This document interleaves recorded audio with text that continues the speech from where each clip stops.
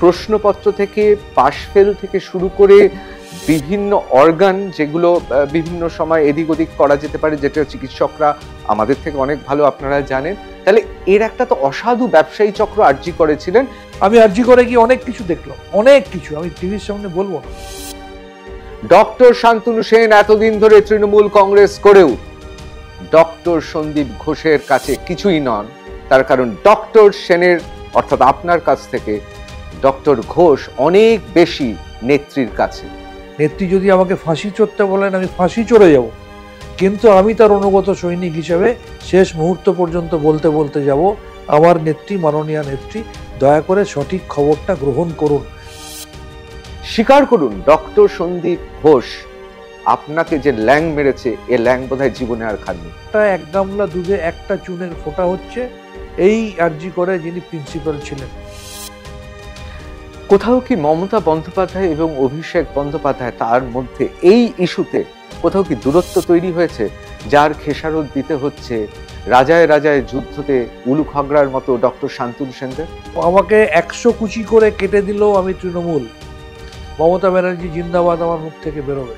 যারা ডক্টর সন্দীপ ঘোষের হয়ে ওকালতি করত তারাই তো বোধহয় রাজ্যসভায় আপনার মনোনয়ন বা আপনার লোকসভা নির্বাচনে আসনটা বোধহয় তারাই কেটেছেন। এই বিষয়ে আমি কিছু বেশ শক্তিশালী লোক, কিন্তু আমি এই বিষয়ে কিছু বলতে পারবো না। তাদের আপনার উপর রাগটা কেন?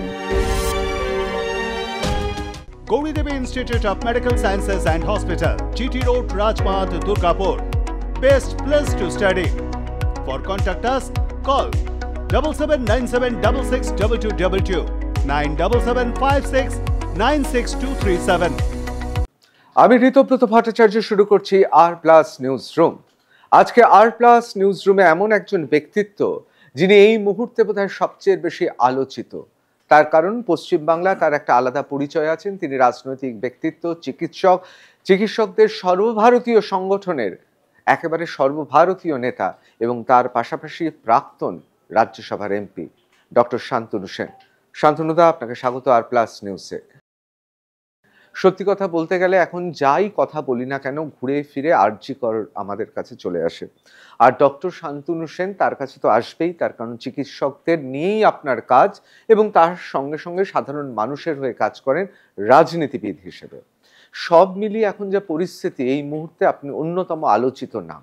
আমি প্রথমেই আপনাকে একটা প্রশ্ন করব যে আরজি করের এই ঘটনা, যে ঘটনা আমাদের প্রত্যেকের হৃদয়ে একটা কালো মেঘ ঢেকে দিয়েছে, সেখানে একেবারে বিজলির মতো, বিদ্যুতের মতো আপনার বোধোদয় মানুষকে একেবারে বলা যেতে পারে অবাক করে দিয়েছে যে আরজি করের ঘটনাতেই ডক্টর শান্তনু সেন, তার কি বোধোদয় হলো পিতামহ ভীষ্মের মতো নিজের রাজনীতিকে বাজি রেখে সরসজ্জায় শুয়ে পড়লেন? না, রাজনীতিকে বাজি রেখে সরসজ্জার বিষয় নয়। দেখুন, নিশ্চিত করে আমার ডুয়াল সত্তা আছে, কিন্তু আমি মনে করি প্রথমে আমি একজন ডাক্তার, আমি তারপর পলিটিশিয়ান। যে কারণে মাননীয় মুখ্যমন্ত্রী মমতা বন্দ্যোপাধ্যায়ের বদান্যতা এবং আশীর্বাদে আমি যে কবছর রাজ্যসভায় কাজ করার সুযোগ পেয়েছি, আপনি যদি ট্র্যাক রেকর্ড দেখেন, আমি অন্যান্য বিভিন্ন ইস্যুর সাথে সাথে আমার মেডিকেল প্রফেশনকে গুরুত্ব দিয়ে সার্বিক ভারতবর্ষের স্বাস্থ্য পরিকাঠামো পরিষেবাকে কেন্দ্র করে বিভিন্ন ইস্যু, বিভিন্ন প্রশ্ন আমি উত্থাপন করেছি। তার সাথে সাথে আরজি কর বিষয়টা হচ্ছে এমন একটা আবেগ আমার সাথে আরজি কর জড়িয়ে আছে। তার কারণ প্রথম হচ্ছে আরজি কর আমার বাড়ির কাছে, আমার বাড়ি থেকে আরজি কর 2 কিলোমিটার। দ্বিতীয় হচ্ছে আমি আরজি করের এক্স স্টুডেন্ট, আমি গ্র্যাজুয়েশন, পোস্ট গ্র্যাজুয়েশন করে সব মিলে 1990 থেকে 2000 অবধি আরজি করে কেটেছি। তৃতীয় হচ্ছে আমি আরজি করের হোস্টেলে থেকেছি। চতুর্থ হচ্ছে আমি আরজি করে রাজনীতি করেছি। আরজি করে ছাত্র পরিষদ, তখন তো তৃণমূল হয়নি, ছাত্র পরিষদের ইউনিয়নের প্রেসিডেন্ট, তারপর স্টুডেন্টস ইউনিয়নের জেনারেল সেক্রেটারি, স্টুডেন্টস ইউনিয়নের ভাইস প্রেসিডেন্ট, তখন সিপিএমের রমরমা বাজার, রাজদেও গোয়ালার মতো দোর্দণ্ড প্রতাপ নেতা ওখানকার বিধায়ক। এমন কোনো দিন থাকতো না যেদিনকে রাত্রিবেলা সিপিএমের মার না খেলে রাতের ভাত হজম হতো না। আবার সত্যি কথা স্বীকার করছি, সুযোগ পেলে চোরাগোপ্তা 2-4 গা মেরেওছি। তো সেরকম একটা পরিবেশের সাথে সেই সময় কাটিয়ে এসেছি। তার পরবর্তী ক্ষেত্রে আমার স্ত্রীর সাথে সেখানে আলাপ, সেও আরজি করার। তারপরে ঘটনাচক্রে আমার মেয়ের জন্ম হয়েছে আরজি করে, যেই গাইনি ডিপার্টমেন্টে। এবং এখন ঈশ্বরের আশীর্বাদে আমার মেয়ে আরজি করে পড়ে ফাইনাল ইয়ারে। সুতরাং এই সব কিছু মিলে আরজি করের ইট কাঠ পাথর, আরজি করের সুইপার ডোম থেকে শুরু করে doctor, professor, group D staff, nurse, sister, তাদের সাথে একটা অন্যরকম সম্পর্ক। সেই আরজি কর যে আরজি করে আমি এক্স স্টুডেন্টস অ্যাসোসিয়েশনের সেক্রেটারি, সেই আরজি কর যে আরজি করে মমতা বন্দ্যোপাধ্যায়ের প্রেরিত আরকেএসের চেয়ারম্যান হিসেবে আমি দুবার দুটো টার্ম কাটিয়েছি। সেই আরজি কর যে আরজি কর বেশি দিন আগে নয়, 2015 যখন আমরা সবাই সেন্টেনারি সেলিব্রেশন করেছিলাম 100 বছর, সেই সময় আরজি কর সর্বভারতীয় র্যাঙ্কে 11th ছিল আর ইস্টার্ন ইন্ডিয়ায় ফার্স্ট ছিল। সেই আরজি করের আজকে এই জায়গায় অধঃপতন। আমি কেন বলছি অধঃপতন? দেখুন, আমি খুব বাস্তব কথা বলছি। আমরা কেন্দ্রীয় সরকারের অ্যাটিটিউড দেখি, উত্তরপ্রদেশে বিজেপি আছে, বেশি টাকা দেবো, বাংলায় বিজেপি নেই, আমি কম দেবো। কিন্তু বাংলার মুখ্যমন্ত্রী মমতা বন্দ্যোপাধ্যায়, আমরা সিপিএমের আমলে পড়াশোনা করেছি, তখন হাতে গুনে 7টা মেডিকেল কলেজ ছিল। আজকে এতগুলো মেডিকেল কলেজ। মমতা ব্যানার্জি বিগত 13 বছরে হেলথে বিপ্লব করে দিয়েছেন। এত মেডিকেল সিট তিনি বাড়িয়েছেন, প্রত্যেকটা জায়গায় তিনি ডেভেলপমেন্টের জন্য যা যা দরকার সব করেছেন। কিন্তু তারপরেও শুধু একটা মেডিকেল কলেজ, সেই মেডিকেল কলেজের এরকম অধঃপতন। এবং সেই মেডিকেল কলেজ, বিশেষত এই বর্তমান অধ্যক্ষ তিনি যাওয়ার পর থেকে সেই মেডিকেল কলেজের এত আলোচনা, এত সমালোচনা, এত অভিযোগ কেন? এবং সেই কারণে আজকে যখন এই জায়গায় আমার কলেজের একটি জুনিয়র, যে আমার মেয়ের থেকে সামান্য একটু বড়, প্রায় আমার কন্যা সমান, সে যখন আমাদের ছেড়ে চলে গেছে, তার সাথে যখন এরকম বর্বরচিত ঘটনা ঘটেছে, যে ঘটনার নিন্দা আমাদের মাননীয় মুখ্যমন্ত্রী থেকে শুরু করে সমাজের প্রত্যেকে করেছে, সেই জায়গায় কোথাও একটা ভীষণভাবে বেদনাদায়ক ঘটনা আমার কাছে ভীষণভাবে আঘাত করেছে। সর্বোপরি তার কারণ হচ্ছে আমি একটা মেয়ের বাবা, এবং আমার মেয়ে সেই কলেজে পড়ে, যাকে আগামী 6-7 মাস পরে ফাইনাল ইয়ার পাস করার পর তাকেও ওখানে নাইট ডিউটি দিতে হবে। এবং যেদিন ঘটনা ঘটেছে, আমার মেয়ে বলছে ওই সেমিনার হলে তার 2 দিন আগে সে ক্লাস করে এসেছে। সুতরাং সার্বিকভাবে এই জিনিসটা প্রত্যেককে যেভাবে বেদনাহত করেছে, মর্মাহত করেছে, মাননীয় মুখ্যমন্ত্রীকে যেভাবে মর্মাহত করেছে, খুব স্বাভাবিকভাবে আমিও একইভাবে ভীষণভাবে বেদনাহত। আমি শান্তনুবাবু একটু পেছন দিকে চলে যাব, ফ্ল্যাশব্যাকে। আমরা তখনও সাংবাদিকতায় আসিনি, কিন্তু এটা জানি ডক্টর শান্তনু সেন সেই সময় তিনি লড়াই করছেন বামেদের বিরুদ্ধে, এবং সেই সময় তো তৃণমূল বা বিরোধীদের এত ছাত্র নেতা ছিলেন না, এবং ছাত্র পরিষদ বা তৃণমূল ছাত্র পরিষদের যারা ডাক্তার, তারা একটা আলাদা মর্যাদা পেত, এ বিষয়ে কোনো সন্দেহ নেই। কিন্তু প্রশ্নটা হচ্ছে, যেই সময় ডক্টর শান্তনু সেন ডাক্তার হয়েছেন, আরজি করে ভর্তি হয়েছেন, আর আজকের দিনে যেভাবে ডাক্তারি পঠন পাঠন পড়া হচ্ছে, তাতে একটা বিরাট পরিবর্তন হয়েছে। ডক্টর শান্তনু সেন তিনি লড়াই করছেন আরজি করে স্বচ্ছতার জন্য, পঠন পাঠন আরো ভালোভাবে হয়, ছাত্র শান্তনু সেন। আর আজকে এই জায়গায় এসে আপনি নিজেও জানেন, আরজি করে যেইভাবে নম্বর দেওয়া হতো অনার্স, বা যেভাবে বিভিন্ন সময় মেধা নয় টাকার অঙ্কে বিক্রি হয়েছে, তাহলে মানে তৃণমূল সরকার তো, আপনি যদি ছাত্র নেতা হয়ে, প্রাক্তন ছাত্র নেতা হয়ে, আপনার বিবেক বলে না তৃণমূল শিক্ষানীতি স্বাস্থ্যতে সম্পূর্ণভাবে বিপর্যস্ত? একদম না, আমি টোটালি ডিনাই করছি আপনার সাথে। একটা আইসোলেটেড ইনসিডেন্টকে আপনি সার্বিক চিত্র হলে কখনো তুলতে পারেন না। আমি আবার আপনাকে বলছি, আমি বাম জামানায় পড়াশোনা করে এসেছি।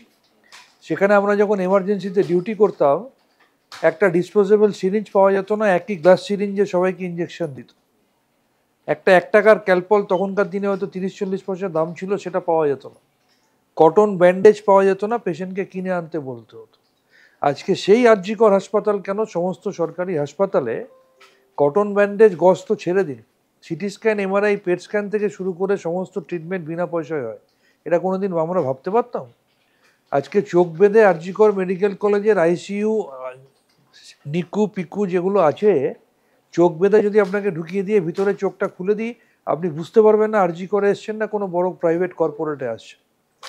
সুতরাং এদিক থেকে কোনো খামতি নেই, সরকারের কোনো খামতি নেই। না, এটা তো একটা কারণ আছে, যারা সেখানে কাজ করেন তারা জানেন যত কাজ যত টেন্ডার তত টাকা, এবং তত টাকা পৌঁছে দেওয়া। এইটা তো বাম আমলে ছিল না। বাম আমলে হ্যাঁ এটা মানছি, এক সিরিঞ্জ থেকে নেওয়া বা এই ধরনের যদি কাজ হয় সেটা তো বিজ্ঞানসম্মত নয়, কিন্তু সেই সময় টাকার অভাব ছিল এই কারণে, কারণ সেই সময় হাসপাতালের পোস্টিংয়ে এত টাকা ছিল না। আপনাকে একটা জিনিস, দুটো জিনিস, গভর্নমেন্টের কাজ কি? পরিষেবা দেওয়া। গভর্নমেন্টের কাজ হচ্ছে ইনফ্রাস্ট্রাকচার ডেভেলপ করা। আজকে প্রত্যেকটা জিনিস মমতা ব্যানার্জি করেছেন। আমি আবার আপনাকে একই কথা বলছি, আজকে কেন্দ্রের সার্বিক অসহযোগিতা সত্ত্বেও, বামফ্রন্টের আমলেও তখন যারা সেন্ট্রালে ছিল তাদের অসহযোগিতা অনেক ক্ষেত্রে ছিল, কিন্তু তৃণমূল সরকারকে যেভাবে কেন্দ্রের অসহযোগিতা ফেস করতে হয়েছে, তৎকালীন রাজ্য সরকারকে সেই লেভেলের কেন্দ্রের অসহযোগিতা ফেস করতে হয়নি। কিন্তু তবু তারা পারেনি, তাদের ইচ্ছার অভাব ছিল বা তাদের পরিচালনার সেই জায়গার দক্ষতা ছিল না। কিন্তু কেন্দ্রের অসহযোগিতা সত্ত্বেও মমতা ব্যানার্জি হেলথ স্ট্রাকচারে যে বিপ্লব করেছেন, এটা অতি বড় নিন্দুকও স্বীকার করতে বাধ্য। এবারে বিষয়টা হচ্ছে সমস্ত মেডিকেল কলেজ তো উনি করে দিয়েছেন, এবার পার্টিকুলার কোনো একটা জায়গায় এমন একজন বসে গেছে যার জন্যে সেই জায়গাটা কালিমালিপ্ত হচ্ছে, এর দায় কখনো সরকারকে বা এর দায় কখনো মুখ্যমন্ত্রী বা স্বাস্থ্যমন্ত্রীকে আপনি দিতে পারেন না। সেই জায়গায় সেই জন্যই তার বিরুদ্ধে প্রকৃত তথ্য নিয়ে তার বিরুদ্ধে সেই ব্যবস্থাটা গ্রহণ করলে সেই জায়গাটা আবার স্বচ্ছ হয়ে যাবে। তা না করে এবার ধরুন তাকে তো সঠিক তথ্যটা দিতে হবে। মাননীয় মুখ্যমন্ত্রী মমতা বন্দ্যোপাধ্যায় একটা স্টেটসম্যান স্ট্যাচারের লিডার। তিনি শুধু পশ্চিমবাংলার মুখ্যমন্ত্রী নয়, সর্বভারতীয় রাজনীতি ঘনীভূত হয় তাকে কেন্দ্র করে। সেই জায়গায় দাঁড়িয়ে তিনি হয়তো সমস্ত সেক্টরের জন্য কোথাও কোথাও কারোর ওপর নির্ভর করেন। তিনি যার ওপর নির্ভর করছেন, আপনি আপনার হাউসে কোনো একটা পার্টিকুলার সেকশনের দায়িত্ব কাউকে একটা দিয়েছেন বা দায়িত্ব না দিলেও তার কথার গুরুত্ব আপনার কাছে মারাত্মক। তিনি যদি আপনাকে মিসফিট করেন, তিনি যদি সঠিক তথ্য না দেন, বা তিনি যদি ওই সেকশনটায় নিজের কর্তৃত্ব ফলানো, নিজের ম্যাল প্র্যাকটিস চালানোর জন্য আপনাকে মিসগাইড করে তার এমন কিছু লোকগুলোকে বসিয়ে রাখতে চায় যাকে বসিয়ে রাখলে তার ফায়দা, তাকে আপনার কাছে বলছি এর থেকে ভালো লোক হয় না, আপনার তো কোনো দোষ নেই।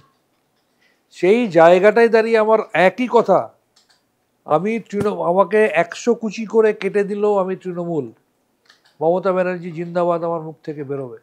কিন্তু আমি আবার মনে করি এই যে স্বাস্থ্যে বিপ্লব, তার মধ্যে কোথাও একটা এক গামলা দুধে একটা চুনের ফোঁটা হচ্ছে এই আরজি করে যিনি প্রিন্সিপাল ছিলেন তার। এবং তাকে আমি আবার বলি, তাকে অনেক সময় নেত্রীর কাছে এইভাবে এস্টাবলিশ করা হয় যে তিনি নাকি একমাত্র সরকারের পক্ষের লোক বা তথাকথিত আমাদের দলের সাথে আছে, বাকিরা নয়। আবার বলছি ভুল, অন ক্যামেরা বলা উচিত না তাই বলবো না। আমি নাম করে 1 2 3 4 5 6 করে প্রিন্সিপালদের নাম বলতে পারি, যারা এখনো পর্যন্ত মমতা ব্যানার্জি বলতে অজ্ঞান, যারা এখনো মমতা ব্যানার্জি বললে এক পায়ে সারা রাত দাঁড়িয়ে থাকতে রাজি, কিন্তু কোনো একটা কারণে তাকে পোট্রে করা হয় যে দিদি এনার থেকে ভালো আমাদের দলের অনুগামী কেউ নেই। আর সে সেই সুযোগটা কাজে লাগিয়ে এমন কিছু কাজ করে যাচ্ছে বা করে গেছে, যার ফলে তার কনসিকুয়েন্স আজকে এই জায়গায় দাঁড়িয়েছে। আমি একটা নিজের খামতি স্বীকার করছি আপনার কাছে, এটা আমার খামতিই বলবো সাংবাদিক হিসেবে। আমার ধারণা ছিল ডক্টর শান্তনু সেন আরজি করে পদে থাকুক না থাকুক তিনি সেখানে সর্বময় কর্তা। এখন ধারণা ভেঙে গেছে। এবং এই ধারণাও আমার ছিল যে রাজ্যসভার প্রাক্তন এমপি, দীর্ঘদিন ধরে দলের বিভিন্ন পদে আছেন, এবং আমি তো দেখেছি আয়লা থেকে শুরু করে বিভিন্ন সময় সংগঠনের কি কাজ আপনি করেছেন, আজ নয় গত কয়েক দশক ধরে দেখছি। কিন্তু এইটা বলতে এটা আমার ধৃষ্টতা, কিন্তু এটা স্পর্ধার জন্য আমি অনুতপ্ত নয়। ডক্টর শান্তনু সেন এতদিন ধরে তৃণমূল কংগ্রেস করেও ডক্টর সন্দীপ ঘোষের কাছে কিছুই নন। তার কারণ ডক্টর সেনের অর্থাৎ আপনার কাছ থেকে ডক্টর ঘোষ অনেক বেশি নেত্রীর কাছে। আপনি পারতেন পদত্যাগপত্র দেওয়ার পর পদত্যাগপত্র গৃহীত না হয়ে আরও অন্য জায়গায় দিতেন। স্বীকার করুন ডক্টর সন্দীপ ঘোষ আপনাকে যে ল্যাং মেরেছে, এ ল্যাং বোধহয় জীবনে আর খাননি। শুনুন, এটা ইন্ডিভিজুয়াল পারসেপশন। আমি আবার বলি, নেত্রী আমাকে, আমি তাকে নেত্রী বলি, আমি তাকে দিদি বলি, কিন্তু তাকে আমি মায়ের চোখে শ্রদ্ধা করি। না, সেটা আপনি দেখেন, কিন্তু উনি আপনাকে দেখেন না, এটা তো প্রমাণিত। না, আমি এটা মানতে রাজি নই। আপনাকে আরজি কর থেকে তো সরিয়ে দেওয়া হয়েছে।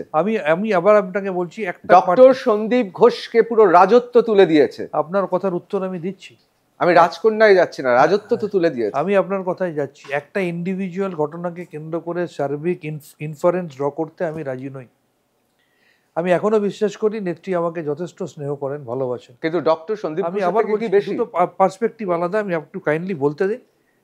এবং আমি তার সাথে সাথে এটা বলবো, কিছু কিছু ক্ষেত্র ভাগ করা থাকে। আমি এখনো চ্যালেঞ্জ করে বলছি, ডক্টর সন্দীপ ঘোষ সম্বন্ধে আমার নেত্রী সঠিক জানেন না।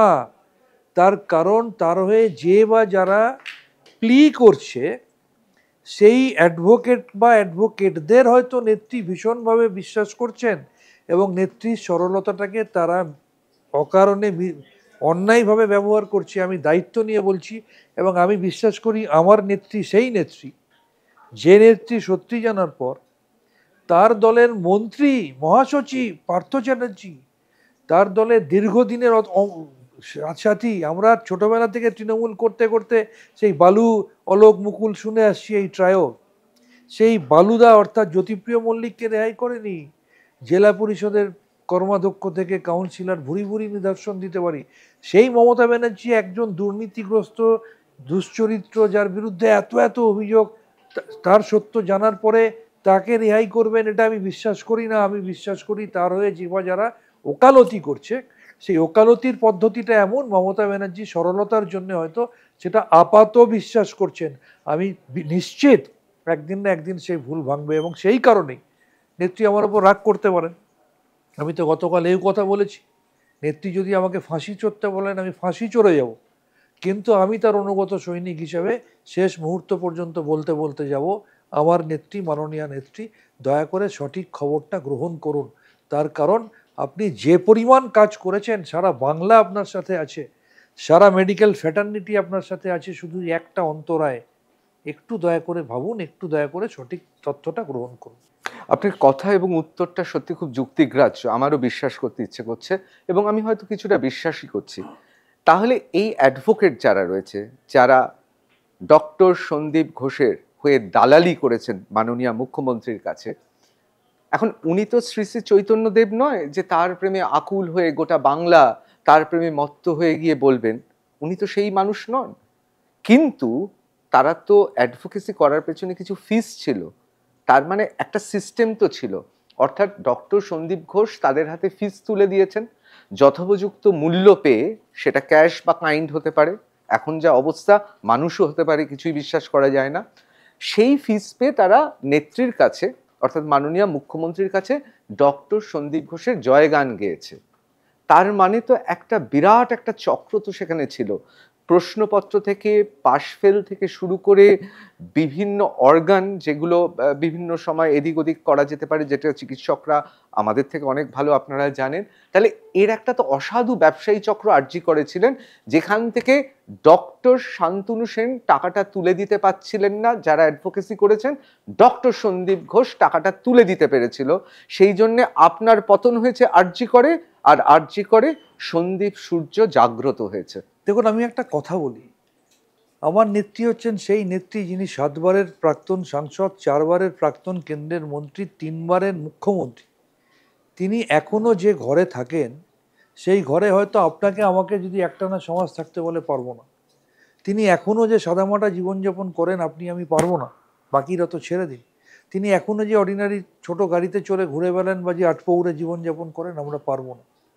তিনি এখনো 1 কাপ চা খেলে নিজের পয়সা দিয়ে চা খান। তিনি পেনশন নেন না, তিনি এত বড় কেন্দ্রীয় মন্ত্রী ছিলেন। তিনি মুখ্যমন্ত্রী হিসেবে মাইনে নেন না। দুঃখটা তো আমার সেইখানে। তাকে ব্যবহার করে যারা যদি কেউ হরিলোট করে আর বলে যে হরিলোটের ভাগ আমায় দিতে হচ্ছে, আমি তীব্র প্রতিবাদ করছি। আমার নেত্রী সেরকম নয়। আমার নেত্রী ব্যতিক্রমী চরিত্র।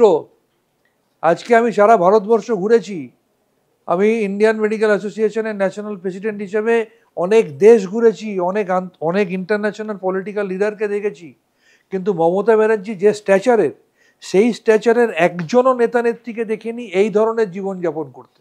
আমার দুঃখটা সেখানে। আমার নেত্রী সেই ধরনের জীবনযাপন করছে, আর তাদের ভাঙিয়ে যারা এই অন্যায় করছে এবং বাজারে একটা রটনার চেষ্টা করছে যে এর ভাগ বোধহয় সেখানে যায়, এটা আমার বুক ফেটে যায় এটা ভাবতে। আমি সেই কারণে বলছি, দয়া করে সঠিক খবরটা নিন। একটা ছোট্ট উদাহরণ আমি দিই আপনাকে। আমার সেকেন্ড বার যখন আমাকে মাননীয় মুখ্যমন্ত্রী RKS এর চেয়ারম্যান করে পাঠালেন আরজি করে, আমি আরজি করে গিয়ে অনেক কিছু দেখলাম, অনেক কিছু, আমি টিভির সামনে বলবো না, আমি সেইটা সঠিক জায়গায়, একটা মিডিয়াকে আমি বলিনি এবং আজও বলবো না, কিন্তু আমি সঠিক জায়গায় যেটা মনে হয়েছিল আমি জানিয়েছিলাম। সেই সঠিক জায়গায় জানানোর পরে মাননীয় মুখ্যমন্ত্রী যখন স্পেন গেলেন, স্পেন যাওয়ার আগে সন্দীপ ঘোষকে ট্রান্সফার করলেন দ্বিতীয়বার। তার আগে কিন্তু উনি একদিনের মাথায় ফেরত এসছেন। আমরা দেখলাম সন্দীপ উলুবেরিয়া থেকে প্রিন্সিপালকে আনা হলো প্রথমবার, সন্দীপ ঘোষ মুর্শিদাবাদে ট্রান্সফার হয়ে গেলেন। তার এমন অডাসিটি, সে যাওয়ার সময় নিজের ঘরটা লক করে দিয়ে গেল। উলুবেরিয়ার প্রিন্সিপাল এসে আরজি করে ঘুরে বেড়াতে লাগলো, বসার জায়গা পাচ্ছে না। 24 ঘন্টার মধ্যে অর্ডার রিভার্ট হয়ে গেল, আবার সন্দীপ ঘোষ ফেরত হলো। এই সন্দীপ ঘোষ, যে সন্দীপ ঘোষ ন্যাশনাল মেডিকেল কলেজে MSPP থাকাকালীন তার এগেনস্টে ভিজিলেন্স হয়েছিল, সেই সন্দীপ ঘোষ ফেরত আসার পরে সেকেন্ড টার্ম, এবং আমি যথা জায়গায় খবরগুলো দিয়েছিলাম, তার কারণ আমাকে দিতে হবে, আমি RKS এর চেয়ারম্যান, আমি যদি না দিই 6 মাস পরে তো আমি দোষের ভাগিদার হব। তার ভিত্তিতে বলেই আমি বিশ্বাস করি সন্দীপ ঘোষ ট্রান্সফার হলো। স্পেনে গেলেন ম্যাডাম মমতা বন্দ্যোপাধ্যায়। তথাকথিত প্রিন্সিপালের যে র্যাকেট, যারা নিজেদেরকে বলে আমি TMCP করি, তারা বলছে আমি TMCP করি, অথচ মুখ্যমন্ত্রীর পাঠানো প্রিন্সিপালকে ঢুকতে দেবো না। এবং 3 দিন ঢুকতে দেয়নি মানুষ ব্যানার্জি, 3 দিন। এবং কয়েকজন তাবেদার যারা এই মুখ্যমন্ত্রী মমতা বন্দ্যোপাধ্যায়কে ভুল বুঝিয়ে সুযোগ সুবিধা উপভোগ করেন, একসময় বাম জামানাতেও করেছেন, বাম জামানায় অনেক কিছু করেছেন, এখন পাল্টি হয়ে তৃণমূলের রমরমা নেতা হয়ে কিছু ভালো উকিল ধরে জজ সাহেবের কাছ থেকে ভার্ডিক্ট পেয়ে গেছেন, নিয়ে আজকে তারা রমরমা চালাচ্ছেন। আমি তাদের প্রকাশ্যে বলতে শুনেছি, বলছে কিভাবে অর্ডার পাল্টাতে হয় আমরা জানি, ম্যাডামকে স্পেন থেকে ফিরতে দাও, অর্ডার পাল্টে যাবে। ও দেখলাম সত্যি। ম্যাডাম তো আবার ফিরে এলেন, আমি RKS থেকে সরে গেছি, আমার কোনো দুঃখ নেই। আমি আবার বলছি, কালকে নেত্রী বলবে ডোরিনা ক্রসিংয়ে হাই ড্রেনের পাশে বসে থাকো সারা রাত, আমি বসে থাকবো। কিন্তু দেখলাম সত্যি আবার সেই অর্ডার পাল্টে গেল, আবার সেই সন্দীপ ঘোষ আবার ফেরত চলে এলো। আমি গ্যারান্টি দিয়ে বলছি, এটা ম্যাডাম এগুলো জানেন না, ম্যাডামকে অন্যভাবে রিপ্রেজেন্ট করা হয়েছে। এটা সেই উকিল বা উকিলদের গুণ, তারা কোনোভাবে এই পার্টিকুলার সেক্টরটায় ম্যাডামের কাছ থেকে তাদের ফেভারে কনস্ট্যান্ট ভার্ডিক্ট পেতে পারছে। তবে ডক্টর সন্দীপ ঘোষ এর রাজ্যে চতুর্থ বা পঞ্চম সবচেয়ে শক্তিশালী মানুষ। মানে আমি যদি মানুষ যারা ঈশ্বরে বিশ্বাস করেন, ঈশ্বর নিশ্চয়ই শক্তিশালী, তারপর মাননীয় মুখ্যমন্ত্রী মমতা বন্দ্যোপাধ্যায়, তারপর 2 নম্বর অভিষেক বন্দ্যোপাধ্যায়, তাহলে চতুর্থ নামটা আমি স্বাস্থ্য প্রতিমন্ত্রীও কাউকে দেব না। অর্থাৎ এখানে আমার যেটা মনে হচ্ছে ডক্টর সন্দীপ ঘোষ তাহলে এ রাজ্যের স্বাস্থ্যের ক্ষেত্রে চতুর্থ সবচেয়ে ক্ষমতাশালী ব্যক্তিত্ব বা তৃতীয় মতান্তরে। আমি আবার বলছি, আপনার সাথে একমত নয়। আমি একজন চিকিৎসক হিসেবে বলছি, চিকিৎসক সংগঠনের নেতা হিসেবে বলছি, প্রত্যেক প্রফেশনে ব্ল্যাক শিপ থাকে, and Sandip Ghosh is a black sheep in our profession. এবং সেই কারণে আমরা দাবি করেছি যে আমাদের ইন্ডিয়ান মেডিকেল অ্যাসোসিয়েশনের সর্ববৃহৎ সংগঠন, ইন্ডিয়ান মেডিকেল অ্যাসোসিয়েশন ডাক্তারদের সর্ববৃহৎ সংগঠন, যার সদস্য সংখ্যা 4 লাখ, আমরা দাবি করেছি আমাদের এই সংগঠন থেকে তার নাম বাদ দিতে হবে। একটা প্রফেশনে, প্রত্যেক প্রফেশনে ব্ল্যাক শিপ থাকে। I repeat, Sandip Ghosh is a black sheep in our profession. Gauri Devi Institute of Medical Sciences and Hospital, GT Road, Rajpath, Durgapur. Best place to study. For contact us, call 7797662222, 9775696237. আমি তো একটা সময় ভাবতাম আরজি করে চেয়ে গিয়ে ভাড়া হচ্ছে সন্দীপ ঘোষ, তার কারণ তার যখন বিজ্ঞপ্তি বেরোলো স্বাস্থ্য দপ্তর থেকে বদলির, তখন দেখলাম ইন্টার্ন ছাত্রছাত্রী তাদের জোগাড় করে বারবার করে বলা হলো, আমাদের মিডিয়াতেও খবর দেওয়া হয়েছে বারবার যে আরজি করে বিপ্লব ঘটে যাচ্ছে, প্রিন্সিপাল এত ভালো প্রিন্সিপাল, তাকে তারা ছাড়তে চান না। অর্থাৎ এর থেকে খুব স্পষ্ট যেভাবে মাফিয়ারা চলে, ইতালিয়ান মাফিয়ারা চলে বা আমেরিকান মাফিয়ারা চলে, যেভাবে কয়লা, যেভাবে গরু গোটা দেশ জুড়ে, আমি শুধুমাত্র পশ্চিমবাংলার কথা বলবো না, মাফিয়ারা যেভাবে চলে, স্বাস্থ্যের ক্ষেত্রে একজন বড় মাফিয়া তিনি ছিলেন। তার এত বড় হাত যে মাননীয় মুখ্যমন্ত্রী স্পেন থেকে এসে বিজ্ঞপ্তি চেঞ্জ হয়ে গেল। অর্থাৎ এই হাতটা তো তার ছিল, এটা তো অস্বীকার করার কোনো জায়গা নেই। আমি তো আবার আপনাকে বললাম, কোনো আসামি যদি কোনোভাবে তার ভাগ্যে একটা ভালো লয়ার জুটে যায়, সে তার ফেভারে ভার্ডিক্ট পেয়ে যায়। এখানে সেই হয়েছে। আর আমরা যে দেশে, আমি আবার আপনাকে বলছি, আমরা যে দেশে বাস করি দুর্ভাগ্যজনকভাবে সেই দেশে কোভিড মহামারীতে নদীতে ডেড বডি ভাসতে দেখা যায়। সেই দেশে কেন্দ্রীয় সরকারের সৌজন্যে কোভিডের সময় গণচিতা জ্বলতে দেখা যায়। সেই দেশে জীবনদায়ী ওষুধের উপর 18% জিএসটি দিতে হয়। কিন্তু একমাত্র বাংলাতেই স্বাস্থ্যসাথী প্রকল্পে 100% মানুষ স্বাস্থ্যসাথী পরিষেবার মধ্যে দিয়ে বিনামূল্যে স্বাস্থ্য পরিষেবা পায়। কে করবে এটা মমতা ব্যানার্জি ছাড়া? আমি আবার স্বাস্থ্যসাথী প্রকল্পটা বাড়ির মহিলাদের নামে করে মহিলারা বাপের বাড়িতে রেখে আসা বৃদ্ধ বাবা মার ট্রিটমেন্ট করতে পারে স্বাস্থ্যসাথী কার্ড দিয়ে। ভারতবর্ষ কেন, সারা পৃথিবীর কোন রাজনৈতিক নেতা নেত্রীর মাথা থেকে এটা বেরোবে? আমার নেত্রী মমতা ব্যানার্জির কাছ থেকে বেরোবে। তাহলে আমার বিবেকে লাগবে না?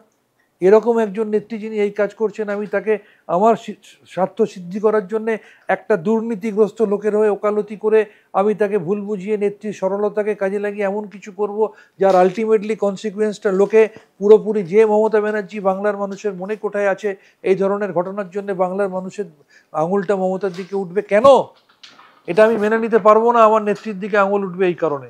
তাই আমার এই প্রতিবাদ থাকবে, একটাই আবেদন, প্রতিবাদ বলবো না, আমার আবেদন থাকবে, অনুগ্রহ করে স্বাস্থ্যের সঠিক খবরগুলো আপনি দিন। আপনি যাই বলুন, আপনাকে তো এটা মানতে হবে, আরজি করে একটা চক্র চলছিল, মাফিয়া চক্র চলছিল।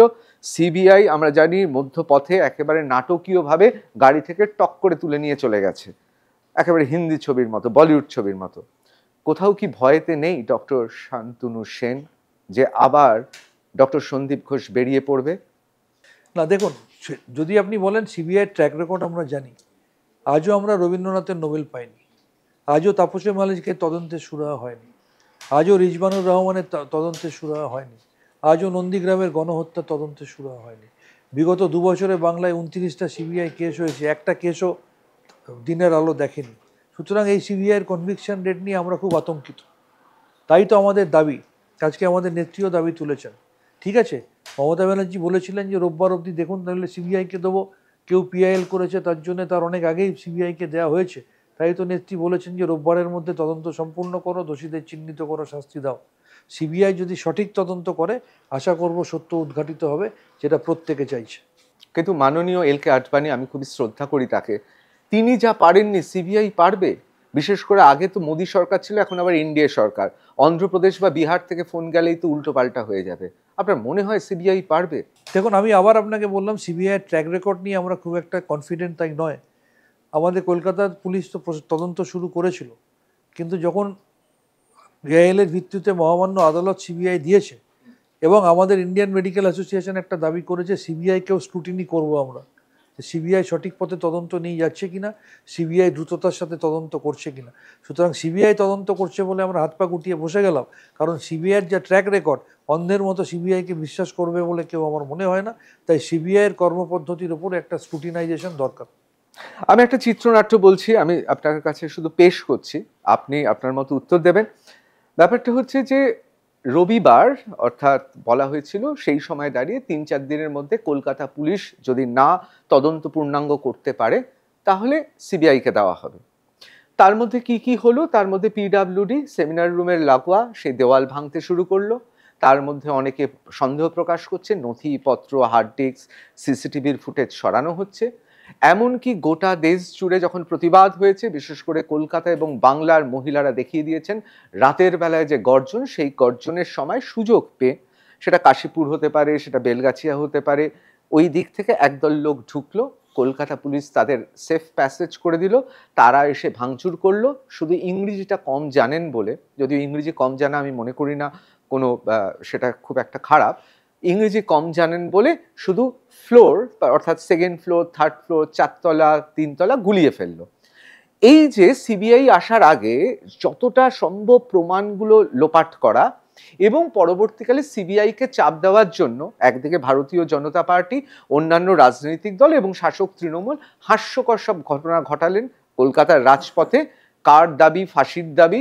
মাননীয় মুখ্যমন্ত্রীও নামলেন, বিরোধী যারা রাজনীতি করেন তারাও নেমে পড়লেন, মানুষকে গুলিয়ে দেওয়ার চিত্রনাট্য হয়েছে।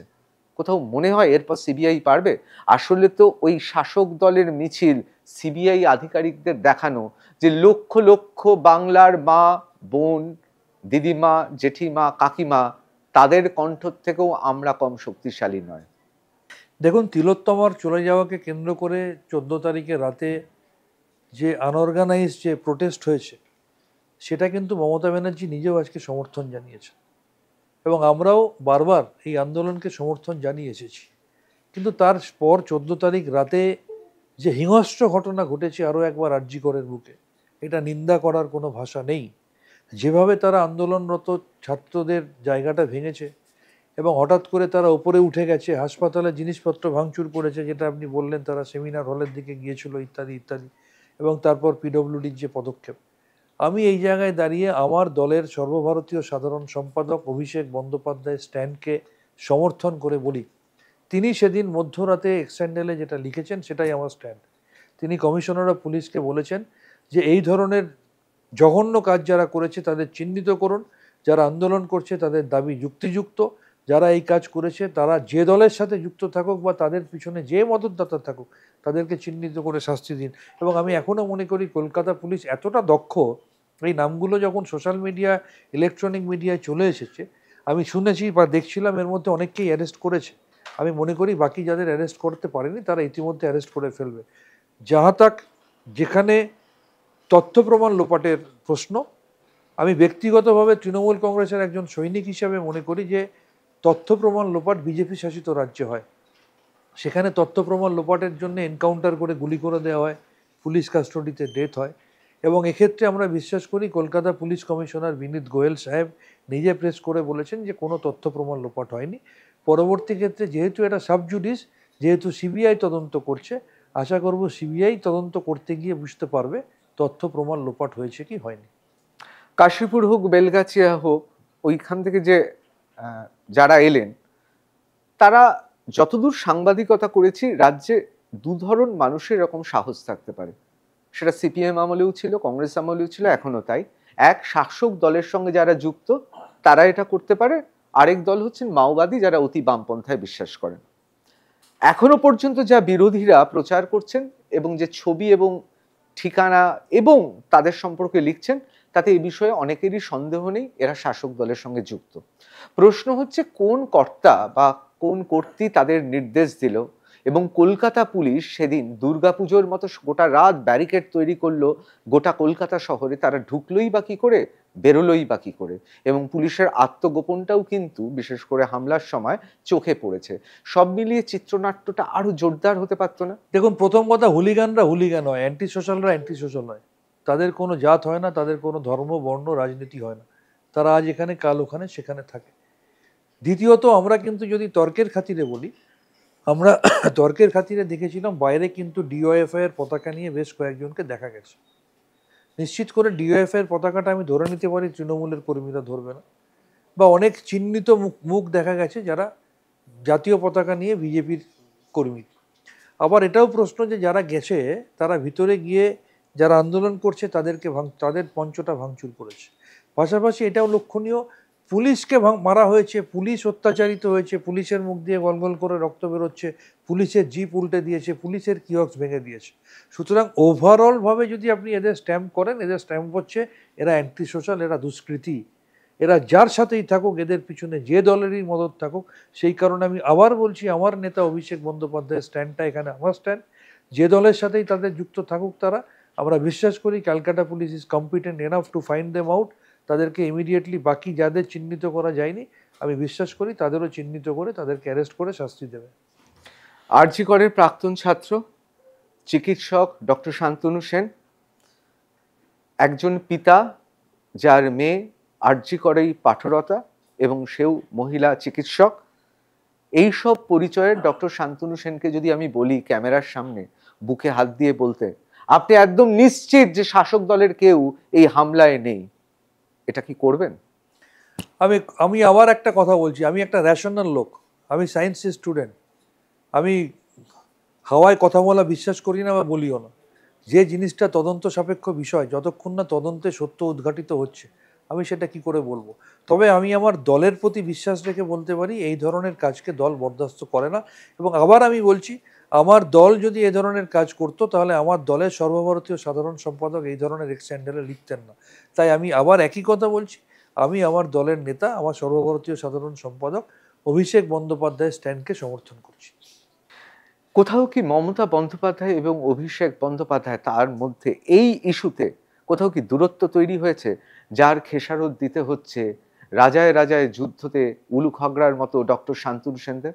সমস্যাটা হচ্ছে কি জানেন তো, যারা মানুষের রায় বঞ্চিত সেই বিরোধীরা এখন দূরবীন দিয়ে বাইনোকুলার দিয়ে তৃণমূলের মধ্যে বিভেদ খোঁজার চেষ্টা করছে, কিন্তু সেগুড়ে বালি। তৃণমূল একটা ঐক্যবদ্ধ পরিবার, নেত্রীর নাম মমতা ব্যানার্জি, সেনাপতির নাম অভিষেক ব্যানার্জি। সেই কারণে অভিষেক ব্যানার্জি থেকে শুরু করে বুথ লেভেলের কর্মী সবাই দাঁড়িয়ে বলেন যে আমার নেত্রী মমতা ব্যানার্জি। সুতরাং বিরোধীরা যারা রাজনীতিতে হালে পানে পায় না, তারা এই ধরনের ডিভিশনের রাজ ঘোরার চেষ্টা করে। জেনে রাখুন, সাতমন তেলও পুড়বে না, রাধাও নাচবে না, বাংলায় একনাথ সিন্ধের জন্মও হবে না। তাহলে ডক্টর সন্দীপ ঘোষ আপাতত সিবিআই হেফাজতে থাকাকালীন বা এই গোটা বিচার প্রক্রিয়ায় যে শূন্যতা তৈরি হবে, সেখানে কি আমরা আবার ডক্টর শান্তনু সেনকে দেখতে পাবো? অদ্ভুত কথা বলছেন, কি করে হবে? ডক্টর সন্দীপ ঘোষ একজন প্রশাসনিক স্তরে না, আমি ওই কথা বলছি না। আপনি একেবারে ঠিক উত্তরটা আপনিও জানেন। ডক্টর সন্দীপ ঘোষ ডিফ্যাক্টো যে মাফিয়া চক্রের চাই ছিল, সেই জায়গাটা শূন্যতা হয়ে যাওয়ার পর স্বাস্থ্যটা যেহেতু আপনি অনেকের থেকে অনেক ভালো জানেন, এবং এটা আপনার দুর্ভাগ্য, হয়তো অনেকের সৌভাগ্য, যে কোনোদিনই স্বাস্থ্য দপ্তরের প্রতিমন্ত্রীও হননি, এবং স্বাস্থ্যমন্ত্রী আমাদের এই জমানাতে প্রায় ১.৫ দশক অতিক্রান্ত কোনো চিকিৎসক নয়।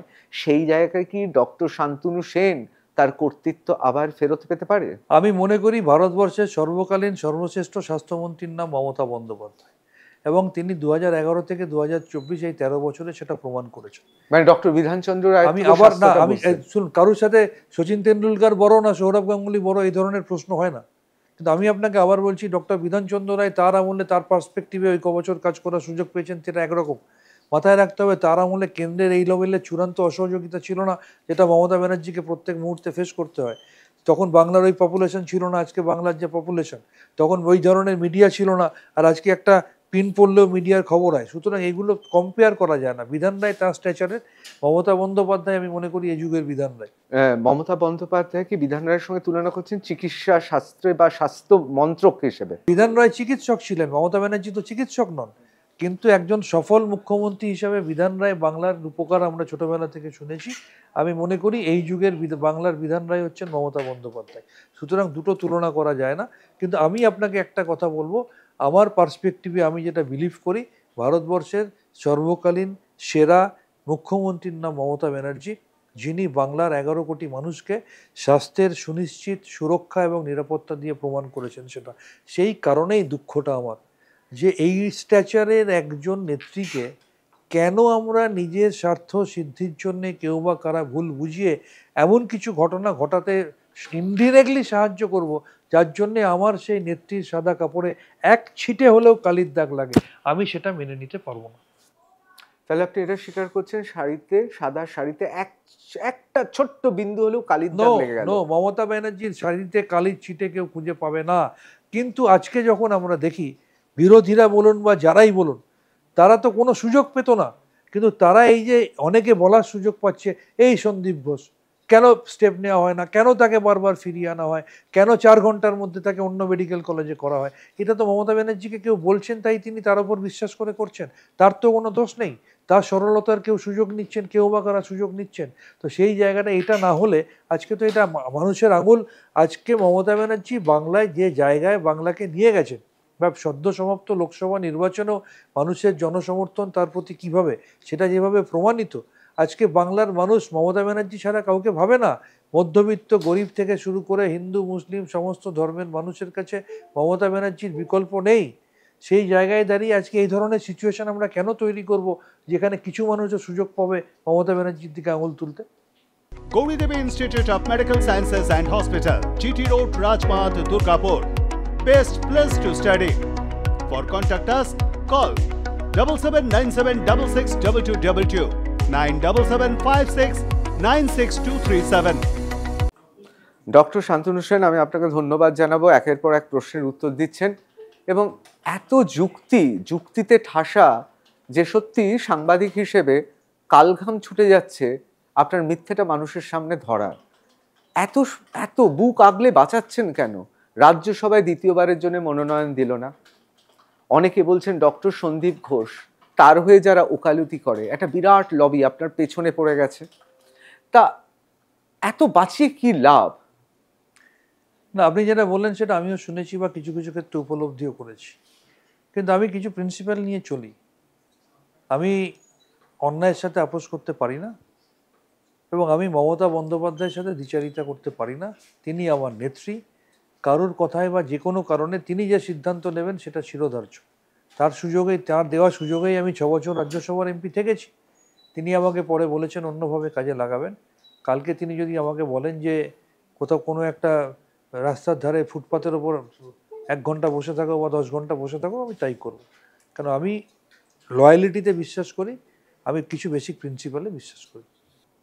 যারা ডক্টর সন্দীপ ঘোষের হয়ে ওকালতি করতো তারাই তো বোধহয় রাজ্যসভায় আপনার মনোনয়ন বা আপনার লোকসভা নির্বাচনে আসনটা বোধহয় তারাই কেটেছেন। এই বিষয়ে আমি কিছু বেশ শক্তিশালী লোক, কিন্তু আমি এ বিষয়ে কিছু বলতে পারবো না। তাদের আপনার উপর রাগটা কেন? সেটা তারাই বলতে পারবে। হয়তো আমরা তাদের আমি হয়তো তাদের সুরে সুর মিলিয়ে গান করতে পারি না, বা তাদের সুরে তাদের গানের সাথে তবলা বাজিয়ে সঙ্গত করতে পারি না। সেই কারণে তিনজন ভালো গান গাইলে, ভালো গান গাইলে একটা ভালো তার সাথে সঙ্গত করার লোক দরকার। আমি হয়তো সেই সঙ্গত করার লোক হতে চাইনি, বা চাইও না, বা চাইবও না। নামগুলো তো বললেও পারেন। কখনোই নয়, কোনোদিনই না। ত্রিভুজের কথা বলবো না, চতুর্ভুজের কথা বলবো না, পঞ্চ পাণ্ডবের কথা বলবো? সেটা আপনি কি বলবেন? ওরা 5 জন না, ওরা 4 জন না, ওরা 3 জন? সেটা আপনি কি করে বলবো? আমি তো বলতে পারি যে মাস্টারমশাই আপনি কিছুই দেখেননি। তারা এত তো ক্ষমতা ভোগ করছে রাজ্যে, তারা তো সাংগঠনিকভাবেও ক্ষমতা ভোগ করছে, হঠাৎ ডক্টর শান্তনু সেনের পেছনে আদা জল ঘেয়ে লাগলো কেন? আমি আবার বলছি, কে কার পিছনে লাগবে না লাগবে সেটা তাদের পারসেপশন। আমি আপনার জীবনে কোনোদিন কোনো ক্ষতি করব না, কিন্তু আপনি কেন আমার ক্ষতি করবেন সেটা তো আপনার ব্যাপার।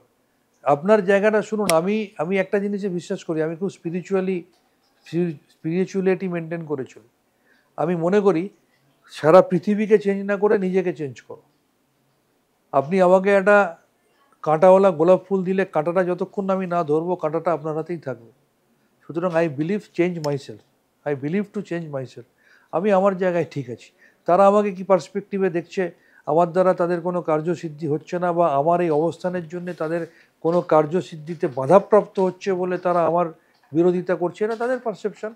আমি সত্যে বিশ্বাস করি, আমি ঈশ্বরে বিশ্বাস করি, এবং দলের নেত্রীর ওপর বিশ্বাস করি। আমি মনে করি যে আজ না কাল, কাল না পরশু, না হোক একদিন সত্য সামনে আসবে, সুবিচার সবাই পাবে। একটা বিষয় আপনাকে আবার ধন্যবাদ জানাবো। প্রথম থেকে এখনো পর্যন্ত যা সাক্ষাৎকার নিয়েছি তাতে এটা খুব স্পষ্ট যে মমতা বন্দ্যোপাধ্যায়কে ভুল বোঝানো হয়েছে ডক্টর সন্দীপ ঘোষ সম্পর্কে, হয়তো আপনার সম্পর্কেও, কিন্তু অভিষেক বন্দ্যোপাধ্যায়কে তারা স্পর্শ করতে পারেননি। এতক্ষণের সাক্ষাৎকারে এটা স্পষ্ট। অর্থাৎ অভিষেক বন্দ্যোপাধ্যায়কে কিন্তু আপনার বিরুদ্ধে স্পর্শ করা যায়নি। আমি আবার আপনাকে বলি, অনেকে আবার হয়তো কাউকে বোঝাতে চেয়েছে যে এই দেখুন, আমি দলের মুখপাত্র ছিলাম। দলের মুখপাত্র যতক্ষণ অবধি ছিলাম, অনেক প্রতিকূল পরিবেশে, অনেক চ্যানেলে গিয়ে অ্যাঙ্কার প্লাস বাকি 5 জন ভার্সেস আমি দলকে ডিফেন্ড করেছি। সেটা আমার কাজ, আমি সেটা করে গেছি। এবং এই আন্দোলন চলাকালীনও মাঝে মাঝে আমি এমন একটা অস্বস্তিতে পড়েছি, দলকে ডিফেন্ড করতে গিয়ে আমাকে চিকিৎসকদের কাছে শুনতে হয়েছে দলের দালাল। আবার হয়তো দলের কাছে কেউ বোঝানোর চেষ্টা করেছে আমি হয়তো দলের হয়ে কাজ করছি না। আবার কেউ হয়তো দলনেত্রীকে বোঝানোর চেষ্টা করেছে যে আমি এই মুভমেন্টটা ইন্ধন দিচ্ছি। আচ্ছা, আপনি আমাকে বলুন তো, এত বড় যে মুভমেন্টটা আকার নিয়েছে, এটা আমি যদি ইন্ধন দিয়ে মুভমেন্টটাকে কন্ট্রোল করতে পারি, তাহলে তো আমার কালকে আমেরিকার প্রেসিডেন্ট হওয়া উচিত। আমি যদি এত পাওয়ারফুল একটা লোক হই। আমি চেষ্টা করেছি আমার দলের বার্তা বোঝাতে। আমি প্রত্যেককে বলেছি, দেখো সরকার সব মেনে নিয়েছে, মমতা ব্যানার্জি তোমাদের পাশে থেকেছেন, সব কিছু আমি আবেদন করেছি স্বাস্থ্য পরিষেবা, জরুরি পরিষেবা যাতে ব্যাঘাতপ্রাপ্ত না হয়। এবার কে কাকে কি বোঝাবেন, তিনি বুঝবেন কি না বুঝবেন সেটা তার ব্যাপার। আমি আমার নিজের কাছে ঠিক। এই ঘটনার নেপথ্যে যে হাসিটা হাসলেন ডক্টর সন্দীপ ঘোষ, তাকে যারা সাহায্য করেন তাদের নাম বললে কি অসুবিধা হয়? কি করবে তার? বলে দিন না, 3 পিস 4 পিস বা 5 পিস নাম। যে পরীক্ষায় পাশ করাচ্ছে টাকা নিয়ে, এও কি সম্ভব এখানে? আমি শুধু একটু জুড়বো, আপনার মেয়েকেও কি টাকা দিতে হয়েছিল? আরজি করের যে কুব্যবস্থা, নিরাপত্তা নিয়ে আপনি কথা বলেছিলেন, যাকে বলে সত্যি কথা বলেছিলেন, সেই কারণেই কি আপনি আপনার পথ খোয়ালেন? অভিযোগ উঠছে ডাক্তার সন্দীপ ঘোষ, তার একটি আরজি করে নেক্সাস ছিল, এবং তিনি নাকি আরজি করে সেক্স র্যাকেট চালাতেন। এইসব অপ্রাসঙ্গিক কথা বলার উত্তর দেওয়ার জন্য আমি এখানে আসিনি।